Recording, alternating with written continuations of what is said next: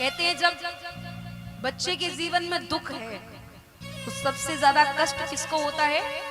माँ को होता है। देवताओं की माता अदिति बहुत व्यथित है, बहुत व्याकुल है। माता ने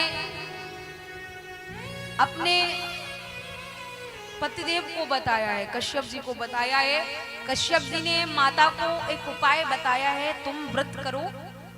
वो व्रत 14 दिन का होगा जिससे दूध पी करके रहा जाएगा और भगवान हमारे ऊपर कृपा करेंगे। माता ने 14 दिन का व्रत रखा, दूध पी करके जिससे रहा जाता है।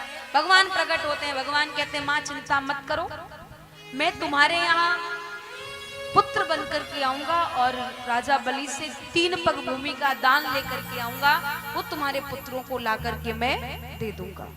ऐसा ही होता है।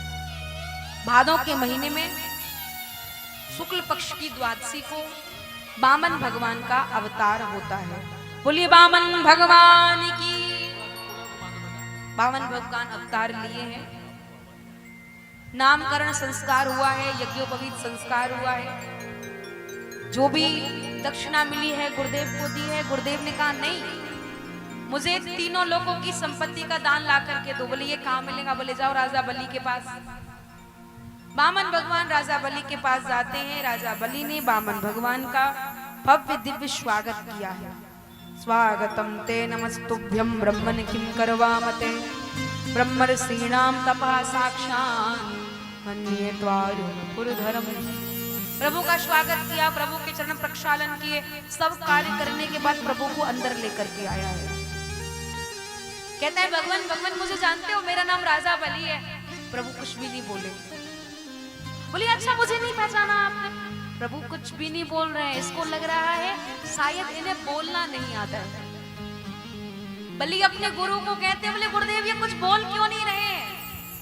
गुरुदेव कहते हैं राजन देखो तो सही, वो भजन कर रहे हैं और भजन करते हैं, पूजा पाठ करते हैं तो मौन रह करके ही हमें करना चाहिए, तब आपको उसका फल मिलेगा। और आप पूजा कर रहे हो और बोलते जा रहे हो तो आपको पूजा का फल नहीं मिलने वाला है। प्रभु मौन भजन कर रहे हैं।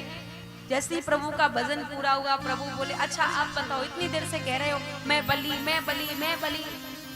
अरे मैं जानता हूं तुम बहुत बड़े दानी, तुम्हारा नाम राजा बलि है।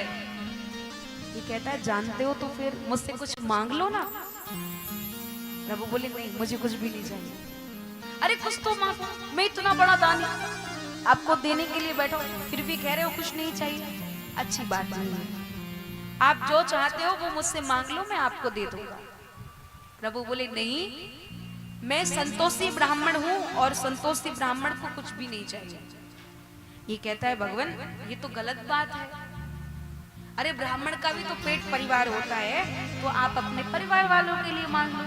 प्रभु बोले नहीं, मेरा परिवार ही नहीं है, मैं किसके लिए मांगू? बोले तो फिर एक काम करते हैं, हम आपका घर बनवा देते हैं।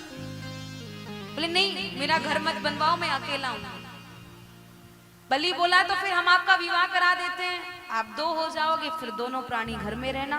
भगवान बोले नहीं नहीं मेरा विवाह मत कराना, खर्चे बढ़ जाएंगे, व्यवस्थाएं बढ़ जाएंगी। बलि बोला व्यवस्था तो हम संभालेंगे, क्यों परेशान हो, आप विवाह तो करो। भगवान बोले नहीं मुझे नहीं करना। बलि बोला तो फिर कुछ और मांग लो। भगवान बोले नहीं मुझे कुछ नहीं चाहिए। ये बोला अरे कुछ तो मांगो। प्रभु बोले नहीं नहीं मुझे कुछ भी नहीं चाहिए। जब इसने भगवान के पैर पकड़े तो प्रभु बोले अच्छा ठीक है, तुम मुझे 3 वचन दो कि जो मैं तुमसे मांगूंगा वही तुम मुझे दोगे। ये कहता है हाँ हाँ भगवान, आप जो मांगोगे ना मैं वही आपको दूंगा। प्रभु बोले अच्छा ऐसे नहीं मानूंगा, तुम मुझे संकल्प दो।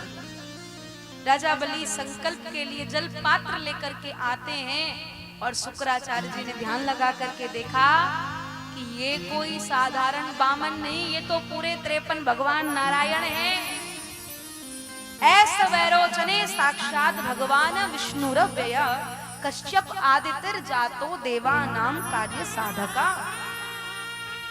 अरे राजन मना कर दो, हमें कोई दानवान नहीं देना है। अरे जाओ जाओ इनको मना करो, इनको भेज दो भेज दो। बलि कहते कैसे गुरु है जो दान देने के लिए मना करवा रहे हैं? अरे एक ब्राह्मण हमारे द्वार पर उसको दान ना दे शोभा नहीं देता है।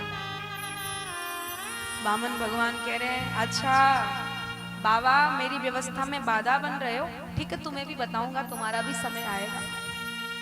शुक्राचार्य जी बोले इनको दान मत दो। नहीं नहीं हमें कोई दान वान नहीं देना, ये भगवान नारायण है। बलि बोला मेरा भाग्य है कि भगवान मेरे यहाँ दान मांगने के लिए आए हैं। जो दुनिया को देते हैं आज मैं उनको दूंगा तो ये भी मेरा प्रारब्ध है, मेरा भाग्य है। शुक्राचार्य जी बोल रहे बहुत बड़ा भाग्य है तेरा, जल्दी चौपट हो जाएगा, बर्बाद हो जाएगा। ये बहुत चालाक है, भगवान नारायण है, इनके चंगुल से बच नहीं पाओगे। बोले जो होगा सो देख लेंगे। बलि जल पात्र लेकर के आए, जल निकाल रहे हैं, जल पात्र में से जल ही नहीं निकल रहा। क्यों नहीं निकल रहा है आपको मालूम है? क्यों नहीं निकल रहा है बताओ? इसलिए नहीं निकल रहा है कि जल पात्र की जो नली है ना उसमें शुक्राचार्य जी जाकर के बैठ गए हैं। क्योंकि कोई गुरु नहीं चाहता कि मेरा चेला चौपट हो जाए, मेरा चेला बर्बाद हो जाए, कोई उसको ठग ले। शुक्राचार्य जी बैठे, भगवान जल निकाल रहे हैं, जल पात्र में से जल ही नहीं निकल रहा। प्रभु समझ गए, आसन में से कुशा निकाली है, कुशा को निकाल करके जल पात्र की नली में डालते हैं और शुक्राचार्य जी जो बैठे उनकी आंख में जाकर के वो कुशा लगी और उनकी एक आंख फूट गई। कहते हैं कभी भी ब्राह्मण के कार्य में बाधा नहीं डालनी चाहिए। अगर आपको किसी ब्राह्मण को दान करने का अवसर मिल रहा है तो दो, आपकी जो भी श्रद्धा है।